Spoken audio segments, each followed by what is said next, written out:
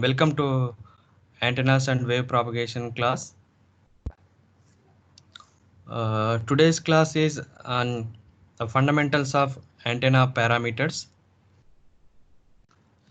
So before going to today's class, so let us have a brief revision on what we covered in the last class. So from the students, uh, anyone can uh, revise or can review the topics what we covered in the last class? Anyone from the students? Krishna Teja? Krishna Teja, are you there? Krishna Teja is not there, I think. Sai Prakash? Sai Prakash?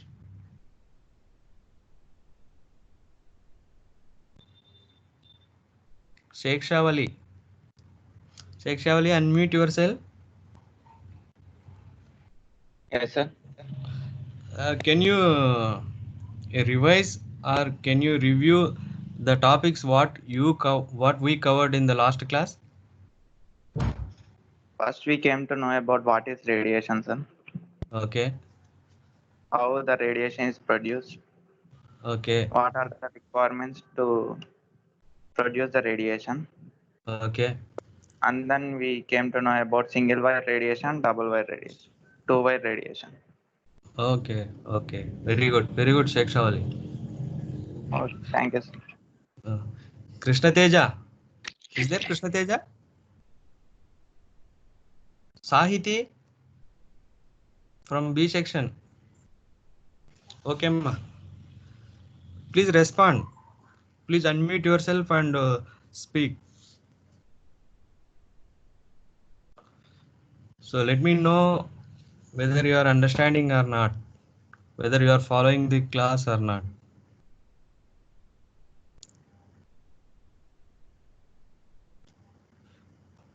Okay. In last class, we discussed about the radiation mechanism. So in order to understand the radiation mechanism completely, so first we considered the single wire antenna. So from that single wire antenna, we came to know that a wire will act as a radiator whenever there is a time varying current across that wire or along that wire, or uh, accelerating or decelerating charge inside that wire. So then only a wire will act as a radiator. So after that, we considered a two wire antenna. So from that, we discussed how the electric fields are produced and how the magnetic fields are produced, how that electric and magnetic fields are detached from the antenna. So the electric fields, as we know, the electric fields are produced by the charges, and the magnetic fields are produced by the current, and the detachment of the electromagnetic waves will takes place for every half time period, as we discussed in the last class. If the input signal time period is t, then for every t by 2 time, this electromagnetic wave detaches from the antenna. So that is what we discussed in the last class. So in today's class, so we will cover what are the various field regions, or what are the various zones of an antenna, and then the radian and steradian. These are the angles what we use in two-dimensional and three-dimensional cases. And then we'll have a brief discussion on spherical coordinate system, because this coordinate system only we use in analysis of the antenna radiated fields. So finally, we'll have a uh, brief discussion on isotropic antenna and directional antenna. So let us take one by one. The first one is the these are the fundamental things actually in order to understand the antenna parameters. So these things we must know, then only we will understand the antenna parameters thoroughly. So first topic is the antenna field zones. So first let us take a dipole antenna. This is the dipole antenna. So give the feeding or give the input to this dipole antenna. When we give the input signal to this dipole antenna, it radiates or it creates the electromagnetic waves. So it creates the electromagnetic waves. The field around this antenna is divided into three regions or three zones. So once again I repeat, let us take a dipole antenna, give the feeding, that means give the input voltage or the current to this dipole antenna, then this dipole antenna radiates the electromagnetic energy or it creates the electromagnetic waves. So the field that is present around this antenna is divided into three regions. The one is reactive near field region, and second one is radiating near field region, and third one is the far field region. So let us see one by one the reactive near field region.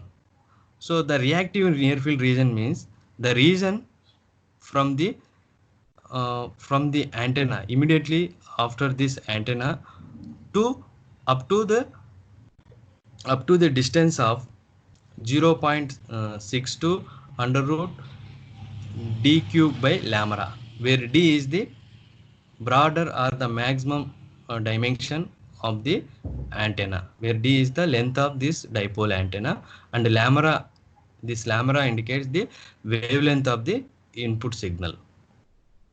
So in this figure you can see from this antenna, this dark area is nothing but reactive near field region. From the antenna immediately after this antenna to up to the distance of 0.62 under root d cube by lambda. So this region is called reactive near field region. So in this reactive near field region, the electric and magnetic fields are not completely radiated from the antenna. As we have seen in the last class, the electric and magnetic fields that are produced by the dipole antenna will be connected to that antenna up to T/2 time period. So after T/2 time period only, these produced electric and magnetic fields will be detached. So in this reactive near field region, the electric and magnetic fields are reactive. That means the electric and magnetic fields are not detached from the antenna. The fields are connected to this region. So that's why we won't take any sort of measurements in this reactive near field region. Okay, so from the reactive near field region up to the distance of 2d square by lambda, from the reactive near field region boundary up to the 2d square by lambda distance. Here we can see R2, 2d square by lambda distance. Then that region we call it as a radiating near field region. From the reactive near field region boundary to 2d square by lambda distance is called radiating near field region. So in this radiating near field region, the transition will takes place. That means the detachment process will takes place in this region. The detachment of electromagnetic waves from the antenna will takes place in this region, but they are not completely detached. The process is started, but detachment is not completely done in this region. So in this region, one important thing is whenever this antenna dimension D is very small when compared to the lambda, the signal wavelength, then this radiating near field region, this radiating near field region will disappears. This radiating near field region will disappears. Okay, so next, the region beyond the 2d square by lambda distance is called far field region. This radiating near field region is also called Fresnel region. This terminology is generally used in optical in optics. The radiating near field region is also called Fresnel region. The region beyond the 2d square by lambda, that means the region beyond the radiating near field region is called far field region. The region beyond the radiating near field region is called far field region. So in this far field region, the electric and magnetic fields are completely detached from the antenna. Generally, this far field region is also called Fraunhofer region. This far field region is also called Fraunhofer region. So in any sort of measurements that are related to the antenna, generally we take in far field region only. So we don't take any sort of measurements in reactive near field region and radiating near field regions. All sort of measurements that are related to antennas will be taken only in the far field regions. That is the region beyond the 2d square by lambda. So in this far field region, the reason why we are taking the measurements only far field region means, so in this far field region, the electric and magnetic fields are completely detached from the antenna. So in this region, as we move away from the antenna, the electric and magnetic field strength varies with the distance. Okay. So once again I repeat, let us consider an antenna. Here we are considering a dipole antenna and its broader length is, or its broader dimension is capital D. Now when we give the input signal, or when we give the feeding to this dipole antenna, that input signal wavelength is lambda, then this antenna radiates the electromagnetic energy. So the region or the zone around this antenna is divided into three zones or three regions. The first one is reactive near field region. The second one is radiating near field region, and third one is far field region. The reactive near field region will extend from the antenna immediately from the antenna up to 0.62 under root d cube by lambda distance. So in this reactive near field region, the electric and magnetic fields are not completely detached from the antenna. Still, the electric and magnetic fields are attached to the antenna. So that's why we don't take any sort of measurements in this region.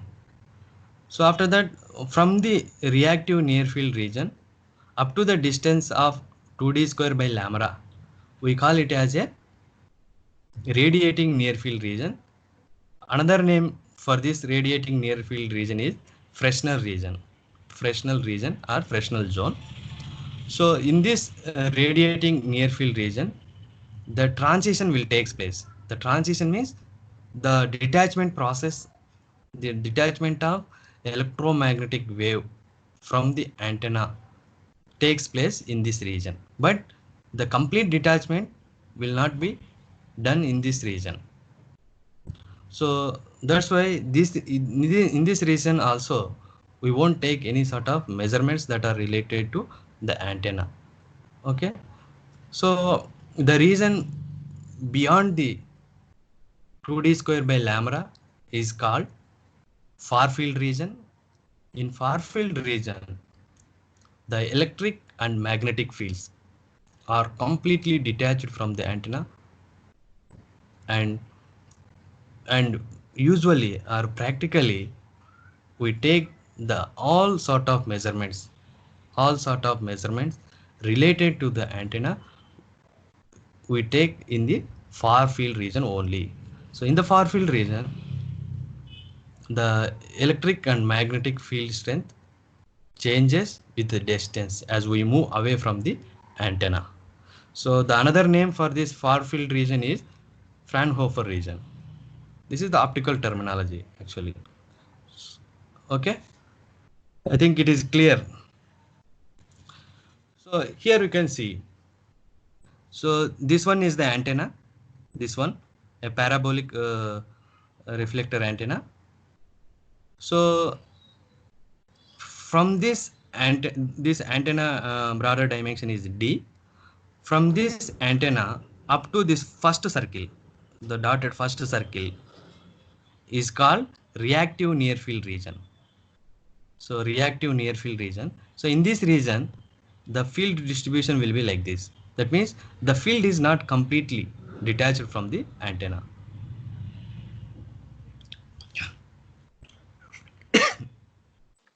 From this boundary, reactive near field boundary, up to the distance of 2D square by lambda, then we call it this region as a radiating near field region or Fresnel region. So in this region, the transition will is started in this region. Actually, the transition means the detachment process, the detachment of radiated fields from the antenna, that that starts in this region. But the fields still associated or connected with the antenna. So that is the reason in this region also we won't take any sort of measurements related to the antenna. The another name for the uh, radiating near field region is the Fresnel region. So whereas the region beyond the 2D square by lambda distance, so this is the line. Beyond this line indicates the 2D square by lambda distance. So beyond this 2D square by lambda distance, the region is called far field region. The another name for this far field region is the Fraunhofer region. So in this region, here you can see the fields are completely detached. The fields, the electric and magnetic fields are completely detached from the antenna. They are free. The fields are now free from the antenna. So we can take any sort of measurement. So in this region, okay, I think it is clear. So based on this, let us take an activity. Please read the question that is visible on the screen and post your answers in the chat box. The reason, read the question carefully and post your answers in the chat box. The region most immediate to the antenna where the reactive field predominates is referred to as. That means immediately the region immediately after the antenna is called what? There are three options. One is the far field region, B is the radiating near field region, and C is the reactive near field region. What? Post your answers in the chat box. So everyone must respond to these questions. Everyone must respond. Post your answers in chat box.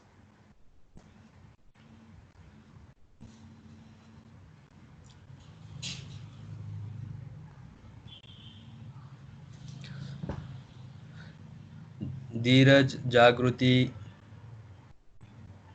these are the responding.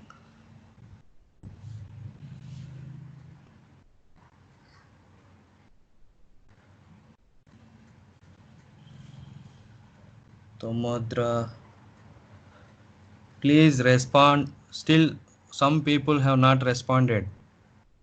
Please respond to this question. Someone unmute. Someone unmute and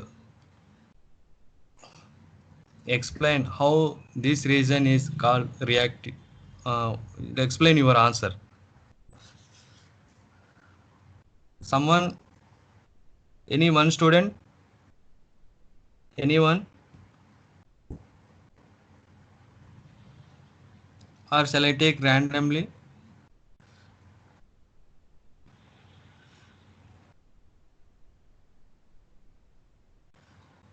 Supriya, are you there? Supriya, Talari Supriya.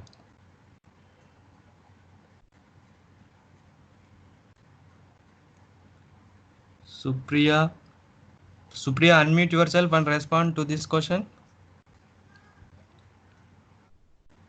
Supriya is not there. Shashidhar Reddy. Shashidhar Reddy, are you there?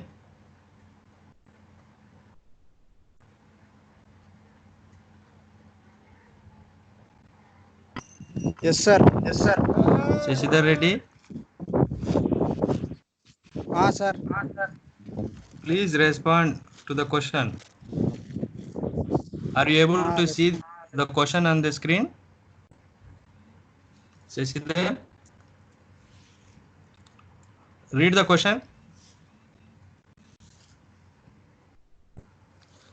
Read the question. Shashidhar.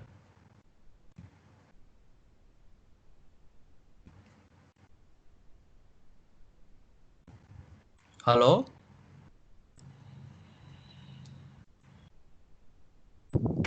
Sir, it's not audible.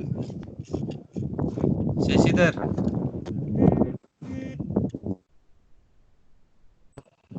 Shashidhar, are you there?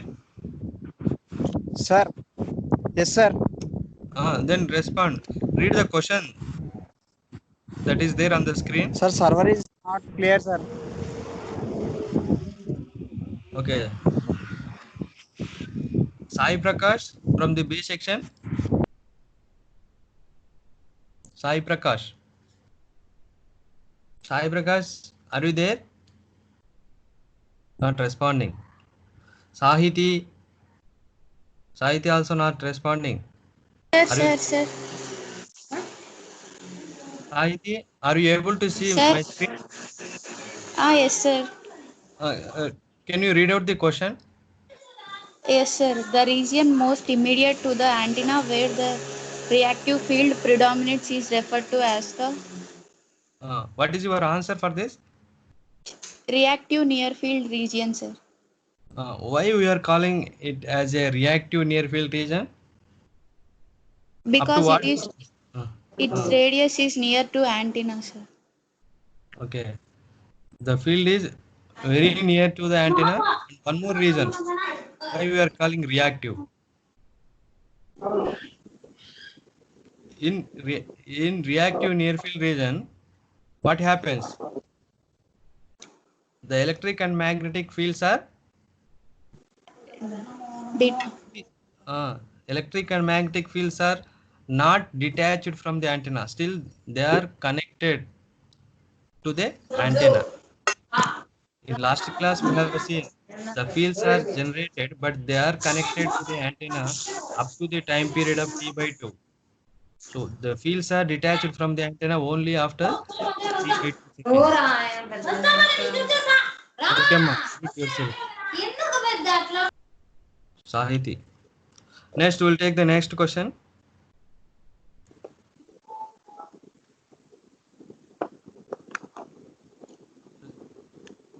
Dear students, take the second question.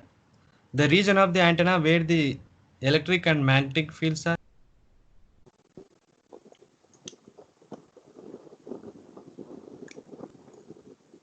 Take the second question. Post your answers in the chat box. The region of antenna where electric and magnetic fields are detached completely is referred to as. All should respond.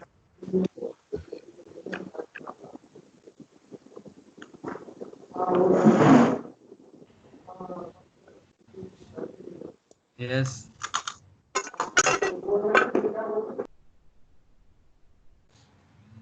Please post your answers in chat box.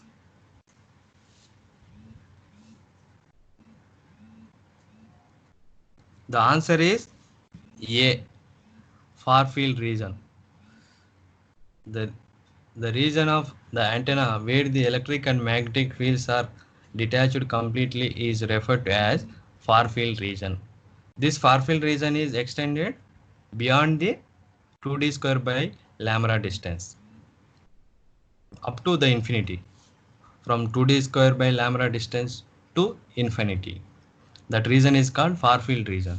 So in this region, the fields are completely detached. That means the radiation process is completed. So the fields, we can take any sort of measurements in the far field region. Okay. Next, we take the third question. The region of antenna between the reactive near field and far field region is referred to as option A, radiating near field region, option B, Fraunhofer region, option C is Friis region. Post your answers in the chat box. The region in between the reactive near field region and far field region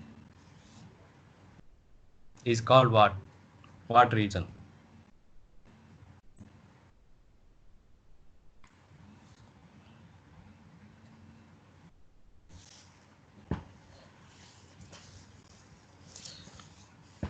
So the answer is A, radiating near field region. The region between the reactive near field region and far field region is called radiating near field region. The another name for this radiating near field region is the Fresnel region. So this region will lies in between the 0.62 under root d cube by lambda distance and 2d square by lambda distance. This region will lies in between these two boundaries. So okay, next we'll take the next topic, the radian. So radian and steradian. The first we'll take up the radian. The radian is a planar angle. Generally we use this radian unit. This is the unit for the angles in case of two dimension. When we deal the things in two dimension, then the unit for the angle is the radian.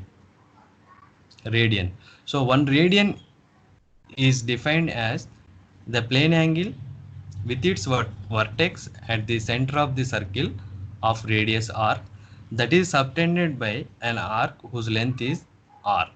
That means take a circle, this is the circle and its radius is r. Now with the length of its radius r, make an arc on the circle. So this is the circle of radius r. With this length of radius r, I am making an arc on this circle. This arc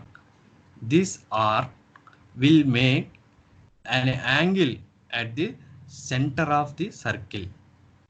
This arc will make an angle at the center of the circle. That angle is called 1 radian. That angle is called 1 radian. Okay. So once again I repeat, we are taking a circle.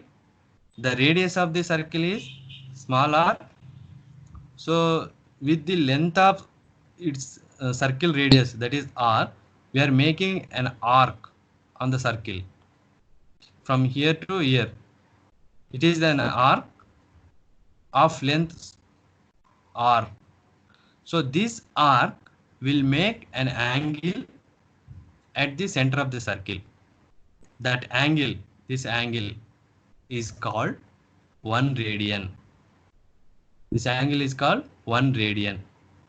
So since the circumference of the circle is c is equal to 2 pi r, this circumference, in order to get the circumference of the circle in radians, we must divide the c with small r, that is equal to 2 pi r by r, that is equal to 2 pi. That means the entire circle will be having an angle of 2 pi radians. The entire circle will be having an angle of 2 pi radians. So this is the a two-dimensional angle. So this radian unit we use when we deal the things with in 2 dimension. Similarly, when we deal the things in 3 dimension, then the angle what we use is steradian. This is the solid angle. Steradian is a solid angle. The units for this one is the radians square. So the definition of the steradian is like this. One steradian is defined as a solid angle with its vertex at the center of the sphere of radius r, that is subtended by a spherical surface area equal to a square with each side of the length is r. That means take a sphere. So on that sphere, then on that sphere you take a small sphere. That sphere area is equal to the area of a square. Area of the square of this square, each side length is small r. That means take a sphere. So on that sphere, now we need to consider a small sphere of its area r square. That small sphere will make an angle with the center of the sphere. That angle is called steradian. Okay, once again I repeat, take a sphere. That sphere radius is r. So on that sphere surface you take another sphere. That sphere surface area is equal to r square. That r square sphere will make angle with the center of the r radius sphere. That angle is called steradian. Since this sphere surface surface area A is equal to 4 pi r square, the complete angle or the total angle of the sphere in terms of the steradians we can write as 4 pi r square divided by r square, that is equal 4 pi steradians. That means a complete sphere will be having an angle of 4 pi steradians. Okay, so for suppose if you want represent any a small patch or a small area on this sphere in spherical coordinate system, that we write as dA is equal to r square sin theta d theta d pi. So this small area in terms of the solid angle can be write as d omega is equal to r square sin theta d theta d pi by r square. Then r square gets cancelled. The solid angle of that small area on this sphere is equal to sin theta d theta d pi, where theta is the polar angle or elevation angle. It varies from 0 to pi and pi is the azimuth angle. It varies from 0 to 2 pi radians. Okay. So on this, after that, spherical coordinate system. So I'm discussing about this spherical coordinate system because it is this is the coordinate system that we use uh, in the antennas and wave propagation to analyze the field radiated by any antenna. So in spherical coordinate system, the any point uh, on the space, any point in the space, we represent by using three parameters that are r, theta, phi, where r is the radial distance or the radius of the sphere, and theta is the polar angle or azimuth elevation angle, and it varies from 0 to 180 degrees. In radians, 0 to pi degrees, pi radians, and pi is the azimuth angle. So this azimuth angle varies from 360 degrees. So this is the coordinate system what we use in the antennas and wave propagations. For suppose if you take a small area on the sphere, that area in spherical coordinate system we represent as dA. A small area on the sphere of radius r is equal to r square sine theta d theta d pi. So this is the, here you can see this is the small area. This for this small patch, the one side length is r sine theta d pi and another side length is r. So r into r sine theta d theta, that is equal to r square sine theta d pi. Okay. Coming to the next topic, that is isotropic antenna and directional antenna. So before going to the actual antenna parameters, we must know these things also.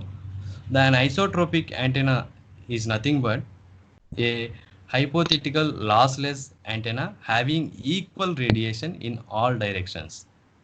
That means an antenna which radiates the energy uniformly in all directions is called isotropic antenna. But such type of antenna, it is an hypothetical. Practically, this type of or such type of antenna does not exist.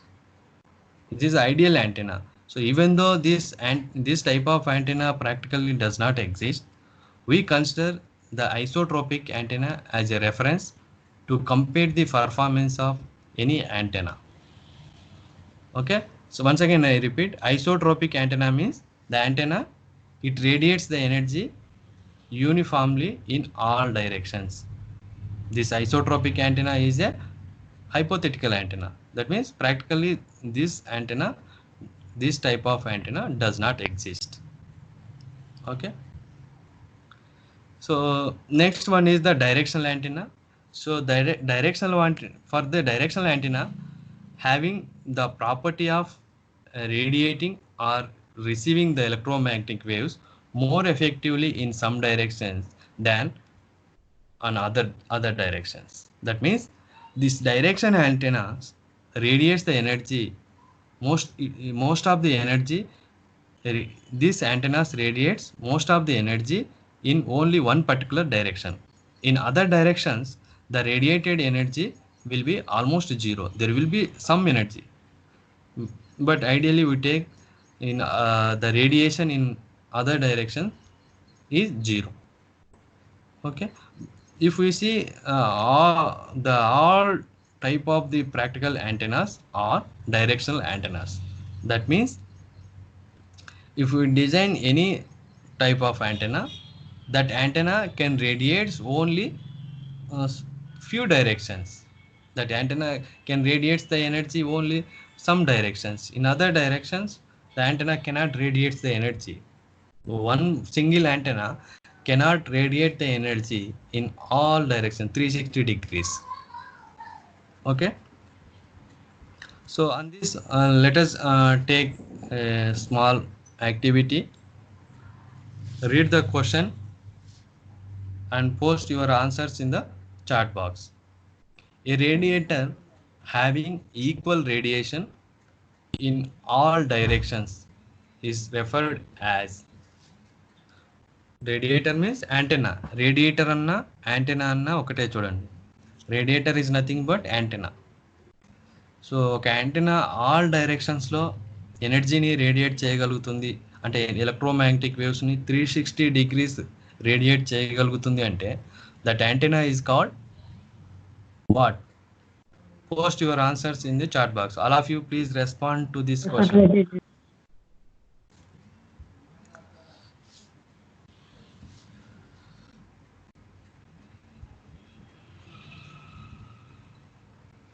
So antenna which radiates all directions uniformly 360 degrees. That antenna is called isotropic antenna. The answer is B. Next, take the second question. A radiator having the property of radiating or receiving electromagnetic waves more effectively in some directions than in others is referred to as.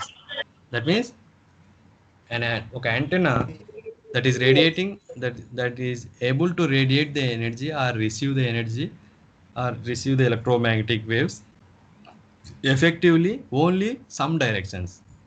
So antenna cannot that such type of antenna is called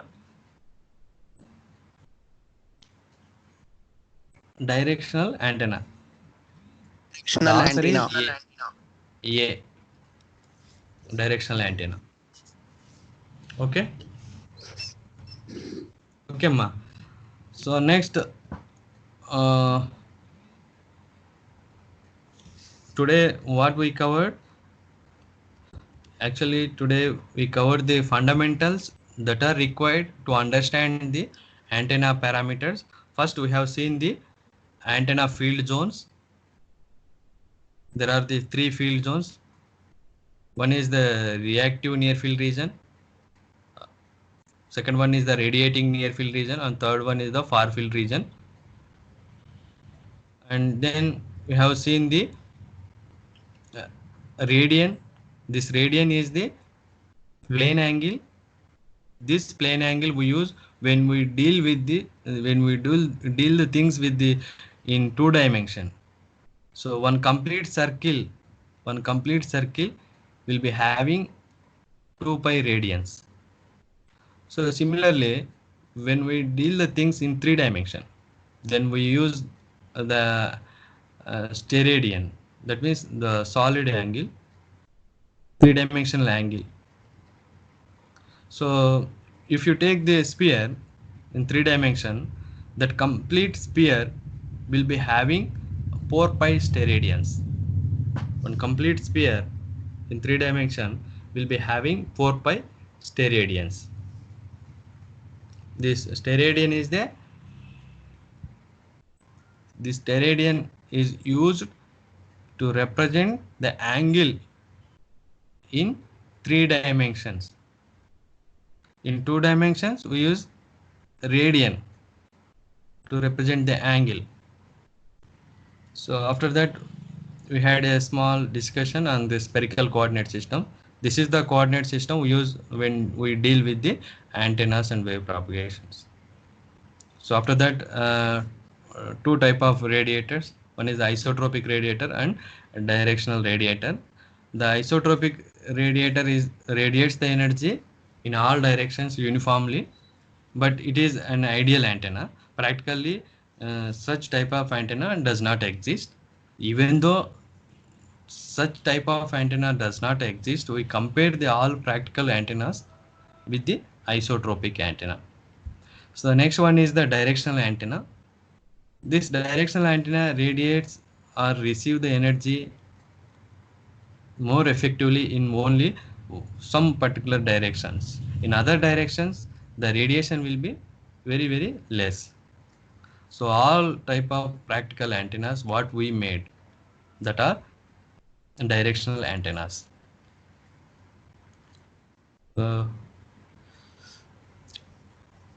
Next we'll see the questions from the three classes what we covered so far. Let us see one by one. These are the questions, possible questions from the last three classes what we covered so far. Okay, the first question is, what is antenna? What is antenna?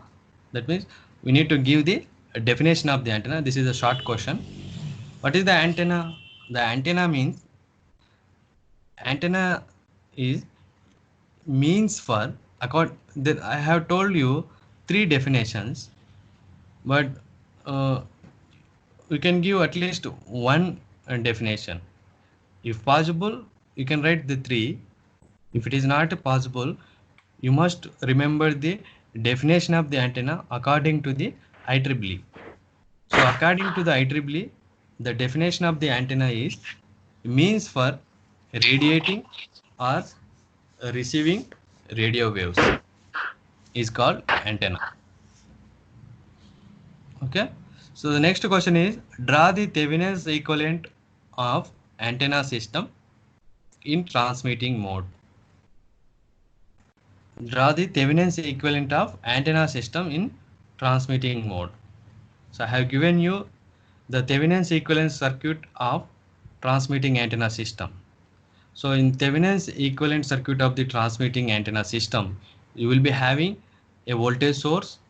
That voltage source is connected to the transmission line actually, but the transmission line we are representing with its characteristic impedance, that is Zg. The transmission line we are representing with its characteristic impedance Zg. After that, we are having an antenna. That antenna we are replacing with the impedance Za.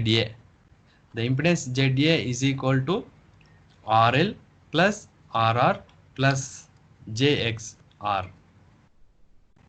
So the Thevenin's equivalent circuit of the transmitting antenna system will consist a voltage source and the source resistance Zg, load, and the load resistance Za, where the source resistance indicates the characteristic impedance of the transmission line and load resistance indicates the antenna impedance. Okay, next, third question, what are the different types of antennas? You can give at least 4 to 5. So I told 5 type of antennas. I think I remember. The first one is the wire antenna. So in this category, still there are different types: helical antenna, dipole antenna, monopole antenna, and loop antennas. These are the antennas comes under the wire antennas. The next type is up. So under this category, the antennas are horn antennas and waveguide antennas. The next type of antenna is the microstrip antenna. So microstrip antenna, I think I told you in the microstrip antenna, in this microstrip antenna, the patch, depending upon the patch, we can give the different names to the microstrip antenna: rectangular microstrip antenna, circular patch microstrip antenna, like that. So next type of the antenna is the reflector antennas. So in reflector antennas, we concentrate more on parabolic reflector antennas, Cassegrain center field reflector antennas, like that. There are different types of antennas. The next type of the antenna is array antennas. So array antennas means there will be more than one antenna of similar type, but these antennas are arranged electrically and geometrically in order to meet a certain requirement. Okay, these are the different types of the antennas. Next, list out any 4 applications of antennas. List out any 4 applications of antennas. So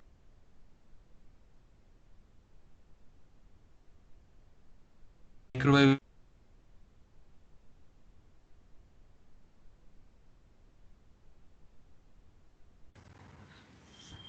and microwave radios, cell phones, or your cell phones, mobile phones. In your mobile phones also use the antennas, and then cell towers, satellite communications, and radars, and other defense applications, body area networks. There are n number of applications. The next 5th question, what is the fundamental equation of antenna radiation? In last class I have given while dealing with single wire radiation. What is the fundamental equation of antenna radiation? The fundamental equation of antenna radiation is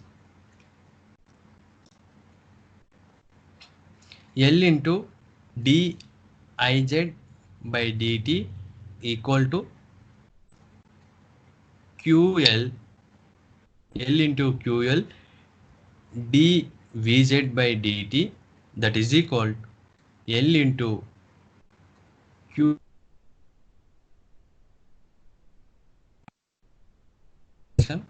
of radiation. From this equation only we are able to tell, if you want to create the radiation, there must be time varying current.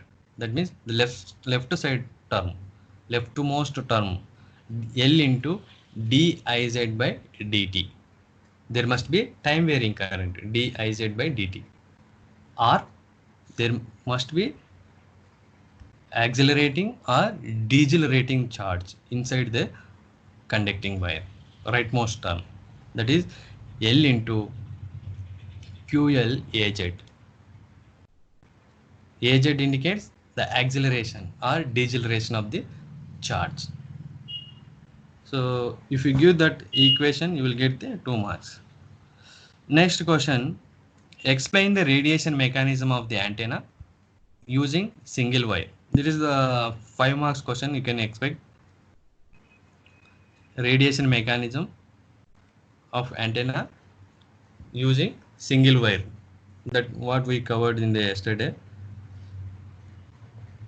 Next question is the explain the radiation mechanism using 2-wire antenna. 2-wire antenna. So take 2-wire antenna and explain how the electric and magnetic fields are created in 2-wire antenna, and then take a dipole antenna. From that dipole antenna you explain the detachments of generated electric and magnetic fields from the antenna. Okay, so next question is, what are the various field zones or field regions of antenna? This is the 2 marks question, and in today's class only we covered. There are 3 regions. The first one is reactive near field region, and second one is the radiating near field region, and third one is the far field region. Okay, next 9th question, define radian. Define radian. Just now we covered the radian is the plane angle. So this plane angle we can define as a plane angle with its vertex at the center of the circle of radius r, that is subtended by an arc whose length is r. So that is nothing but a radian. Similarly, steradian. Steradian is a solid angle. This steradian or this solid angle we use when we deal the things in 3 dimensions. The radian is the radian we use to represent the angle in 2 dimensions. The steradian is used to represent the angle when we deal the things in 3 dimension. So the one complete sphere will be having a 4 pi steradians. 4 pi steradians. The next last question is, what is meant by isotropic antenna and directional antenna? Just now we discussed the isotropic antenna radiates the energy uniformly in all directions, whereas the directional antenna radiates most of its energy in only some directions. In other directions, the radiation will be very minimum or almost zero. Like that we can tell. So these are the questions that we can expect from the syllabus so far covered in the last 3 classes. Okay. Let me take someone. Sai Prakash Uchara. Sai Prakash, are you there? Sai Prakash is not responding. Krishna Teja is also not responding. Sir, unnan sir. Who is that? Krishna Teja? Krishna Teja sir. Krishna Teja. Krishna Teja. Krishna Teja. Krishna Teja, is it clear? Yes sir. So far? Yes sir. Yes sir. Okay, Krishna Teja. So, okay, ma, thank you. Thank you. In next class, we will start the antenna parameters. Antenna parameters. That on, I think it is my next class is there on Tuesday, 1st hour. Thank you very much. Bye.